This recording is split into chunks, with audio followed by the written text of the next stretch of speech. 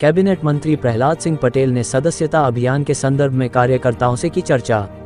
सर्वाधिक सदस्य बनाने वाले कार्यकर्ताओं को किया सम्मानित।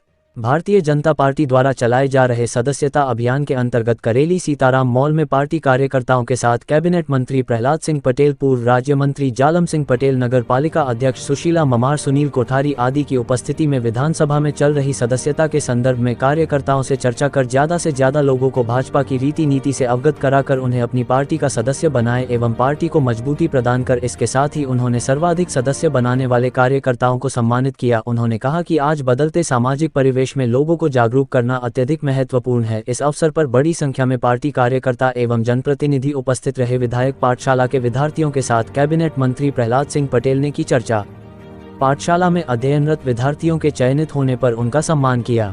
नरसिंहपुर जिले में संचालित विधायक पाठशाला में विधानसभा के छात्र छात्राओं के लिए निःशुल्क प्रतियोगी परीक्षाओं के अध्ययन की सारी सुविधाएं उपलब्ध कराकर पूर्व राज्य मंत्री जालम सिंह पटेल महानगर की तर्ज पर विद्यार्थियों को दे रहे निःशुल्क शिक्षा। विधायक पाठशाला में अध्ययन कर रहे 60 से अधिक विद्यार्थियों का शासकीय सेवा में चयनित होने पर कैबिनेट मंत्री प्रहलाद सिंह पटेल, पूर्व राज्य मंत्री जालम सिंह पटेल, नपा अध्यक्ष सुशीला ममार, समाज सेवी सुनील कोठारी ने सम्मानित किया। इसके साथ ही पाठशाला के छात्र छात्राओं ने वर्तमान शिक्षा और छात्र छात्राओं की स्थिति पर मनमोहक नाटक प्रस्तुत किया। इस अवसर पर उपस्थित मुख्य अतिथि कैबिनेट मंत्री प्रहलाद सिंह पटेल ने छात्र छात्राओं से संवाद करते हुए अपने कॉलेज से जुड़े वाक्यों से अवगत कराया और उन्हें हमेशा लोगों की मदद करने के लिए प्रेरित किया। इसके साथ ही उन्होंने अपने अनुज पूर्व राज्य मंत्री जालम सिंह पटेल को शुभकामनाएं प्रेषित कर उन्हें इस नेक कार्य के लिए बधाई दी। बच्चों के लिए अपनी बात कहूँगा।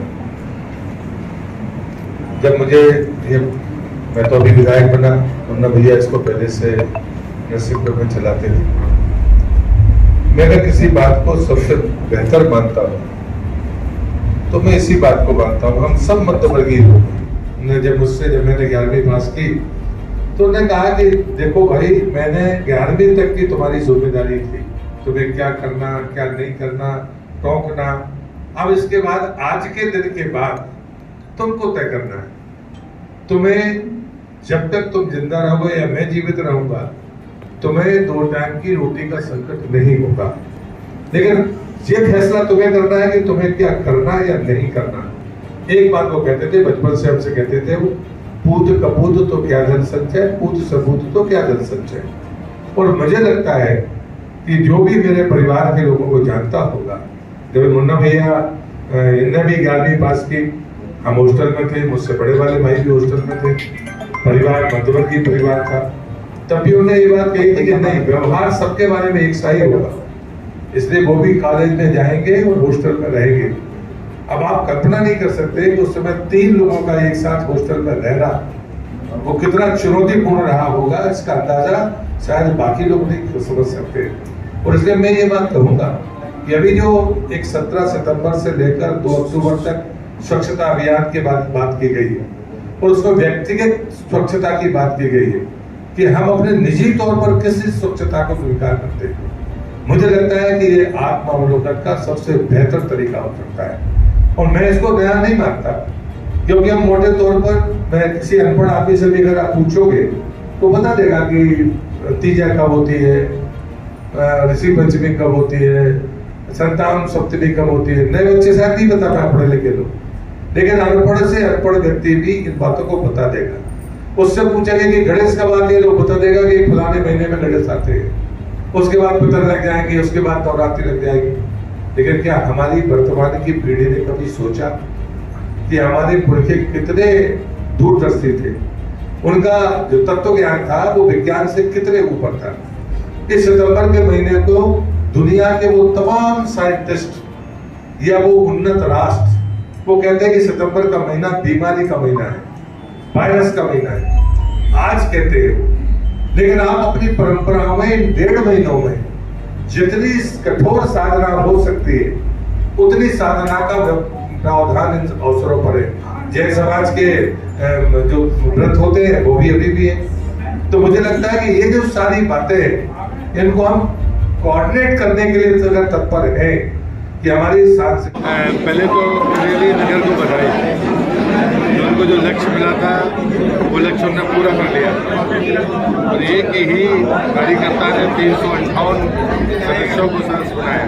लेकिन उससे ज़्यादा कीमती मैं मानता हूँ कि हमारी नगर पालिका की जो अध्यक्षा है उनने 101 सदस्य बनाए। उनके स्वास्थ्य को लेकर ये बड़ी उपलब्धि मैं मानता हूँ। और महासदस्यता अभियान में हर 6 साल में प्रत्येक भारतीय जनता पार्टी के कार्यकर्ता को अपने सदस्यता को रिन्यूअल कराना है। अपने लक्ष्य से ज़्यादा की सफलता अर्जित करेगा, ऐसा मेरा विश्वास है। बरेली में मंडी प्रांगण में बहुत पहले से कई दुकानें हैं जो बंद पड़ी हुई हैं, जिससे मंडी राजस्व की भी हानि हो रही है। उस ओर ध्यान आकर्षित निश्चित रूप से चर्चा करेंगे। केजरीवाल जी इस्तीफा ही करेंगे, 2 दिन में इस्तीफा दे देंगे। केजरीवाल जी इस्तीफा ही करेंगे, 2 दिन में इस्तीफा दे देंगे। नया मुख्यमंत्री आम आदमी पार्टी का होगा। मैं इस पर कोई टिप्पणी नहीं करूँगा, क्योंकि उनको जो प्रतिबंध लगे हैं वो हस्ताक्षर नहीं कर सकते। इतने दिन तक दिल्ली का आपने बहुत नुकसान किया। और मुझे लगता है कि नैतिकता की बात करने वाले लोग उतने अनैतिक और गिरे हुए हो सकते हैं। उसका उदाहरण है केजरीवाल। और मैं ये बात पहले से कहता था, लेकिन प्रधानमंत्री को प्रताड़ित किया जाता है। सच्चाई यही है जो इस बात के लिए मैं मुन्ना भैया, भले वो मेरे छोटे भाई हैं, मैं उनका अभिनंदन करता हूँ, उनका आभार व्यक्त करता हूँ कि विधायक पाठशाला के जो परिणाम मध्यवर्गीय और मेधावी छात्रों का छात्रा ये बेहद उत्कृष्ट कार्य है। जो मेरे जैसे व्यक्ति सदैव इस बात की वकालत करते रहे, मेरी वर्षा के रूप में उसको उनको बधाई देता हूँ।